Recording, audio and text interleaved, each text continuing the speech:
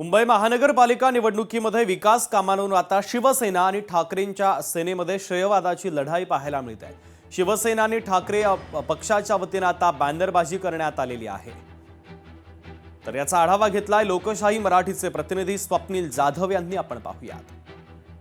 मुंबई महानगरपालिका निवडणुकीमध्ये मतदारांना भुलवण्यासाठी मतदारांना आकर्षित करण्यासाठी आता केलेल्या कामांचं श्रेयवाद पाहायला मिळतंय। ठाकरे गटाकडून मुंबईमध्ये अनेक ठिकाणी बॅनरबाजी करण्यात आलेली आहे। कोस्टल रोड, मुंबईतील शिक्षण, मुंबई पब्लिक स्कूल आणि इतर पायाभूत सुविधा आणि विकास कामं जी ठाकरे गटाने सुरू केलेली होती त्याचं खरं तर उद्घाटन हे महायुती सरकारमध्ये झालेलं आहे। मात्र होय, हे आम्ही करून दाखवलेलं आहे। मुंबईकरांसाठी जो कोस्टल रोड आहे ते आम्ही केलेला आहे असा बॅनर या ठिकाणी ठाकरे गटाकडून लावण्यात आलेला। हा एकच बॅनर नाहीये, तर मुंबईतील अनेक विकास कामं असतील, मुंबईतील रस्ते असेल, मुंबईतील अनेक महत्त्वाच्या गोष्टी असतील या आम्ही केलेल्या आहेत। मग ते नेचर वॉक असेल किंवा इतर उद्यानं असतील त्याचं सौंदर्यीकरण असेल आणि मुंबईतील मैदानं असतील त्याचा विकास असेल, हे ठाकरे गटाकडून केलेलं आहे। अशा प्रकारचे बॅनर मुंबईत लावल्याचं पाहायला मिळतो। या ठिकाणी खेरवाडीमध्ये आपण हा बॅनर पाहतोय। कोस्टल रोड यावरती दाखवलेला आहे। कोस्टल रोड हा ठाकरेंच्या काळामध्ये जरी काम त्याचं सुरू झालं असलं तरी मुख्यमंत्री एकनाथ शिंदे असताना आणि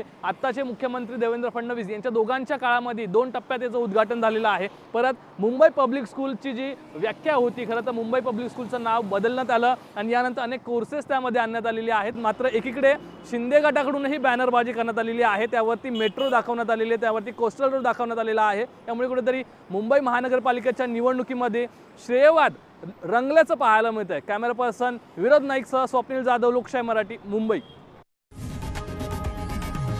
लोकशाही मराठी ऐका, पहा, जागरूक रहा।